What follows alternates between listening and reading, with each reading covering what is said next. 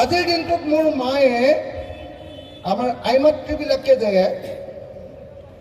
সন্তান জন্ম দিয়ে, গৰ্ভৱতী হৈ যে কেঁচুৱা জন্ম দিয়ে, কেঁচুৱা জন্ম দিওঁতে মাক যে মৰে, মাক মৰেনে নাই? বহুত মাক মৰেনে নাই? আগতে বহুত মৰিছিল, আজিকালি কমকৈ মৰে অলপ। এই মাক মৰাৰ ক্ষেত্ৰত গোটেই ভাৰতবৰ্ষৰ ভিতৰত আমি 1 নম্বৰ। আৰু সন্তান জন্ম দিওঁতে কেঁচুৱা মৰাৰ ক্ষেত্ৰত আমি গোটেই ভাৰতবৰ্ষত 3 নম্বৰ। আমাৰেই আটাইতকৈ বেছি বাচ্চা মৰে আৰু আমাৰেই আটাইতকৈ বেছি মাকবিলাক মৰে। আমি যে স্কুললৈ যাওঁ, আধাতে স্কুল এৰি দিয়ে। কোনে আধাতে স্কুল এৰি দিয়ে? দুখীয়া মানুহৰ ল'ৰা ছোৱালীয়ে হয়নে নহয়? আনৰ ঘৰত হাজিৰা কৰিবলৈ যাব লাগে, আনৰ ঘৰত কাম কৰিবলৈ যাব লাগে, ফেক্টৰী বা গেৰেজত কাম কৰিব লাগে, কিবা এটা কৰি যেনে তেনে পৰিয়ালটোক চলাই দিব লাগে। তেনেকে আধাতে স্কুল এৰাৰ ক্ষেত্ৰত ছেকেণ্ডেৰী স্কুল অৰ্থাৎ মাধ্যমিক বিদ্যালয়ত আটাইতকৈ বেছি স্কুল এৰা ৰাজ্যখনৰ নামটো হ'ল অসম।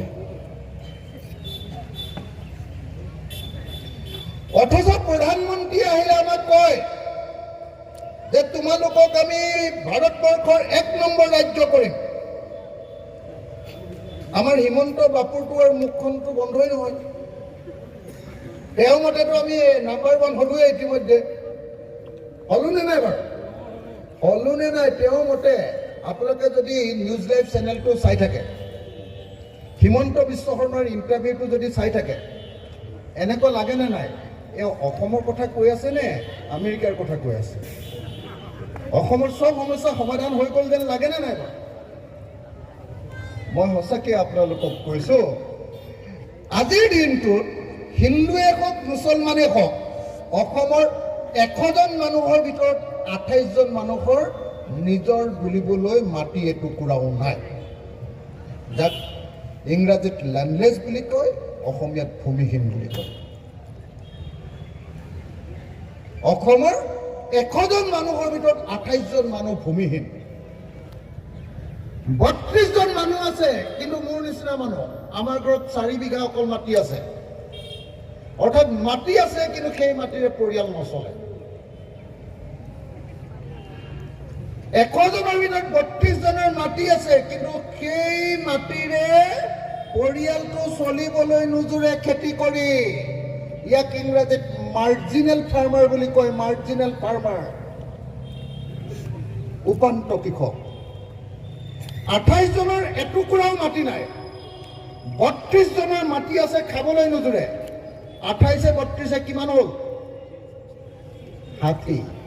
100জনৰ ভিতৰত 60জন মানুহৰ অসমত খাবলৈ নোজোৰে।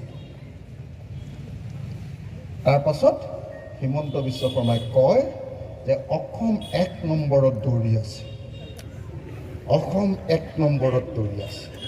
আৰু যেতিয়া মই কওঁ যে আপুনি ৰাস্তাটো ভালকে নিয়া নাই, তেতিয়া কয় তই মিয়া প্ৰেমী, তই অখিল নহয় অখিলউদ্দিন। কয় আজিকালিতো মোক নামেই দি দিছে চুমা বাবা, হয়নে নহয়? মই আপোনালোকৰ ভিতৰত চিধাচিধিকে ক'বলৈ আহিছোঁ, মোৰ কাৰণে হিন্দু, মুছলমান, খ্ৰীষ্টান, জৈন, বৌদ্ধ, শিখতকে মোৰ কাৰণে আটাইতকৈ ইম্পৰ্টেণ্ট বস্তুটো হ'ল মানুহ। মোৰ হিন্দু মানুহো ভালকে খাবলৈ পোৱা নাই, অসমৰ মুছলমান মানুহকেও ভালকে খাবলৈ পোৱা নাই। আৰু খাবলৈ নোপোৱাৰ কাৰণে হিন্দু বা মুছলমান কোনো জগৰীয়া নহয়, খাবলৈ নোপোৱাৰ কাৰণে জগৰীয়া হ'ল এই চৰকাৰ গঠন কৰা ৰাজনৈতিক দলবোৰ।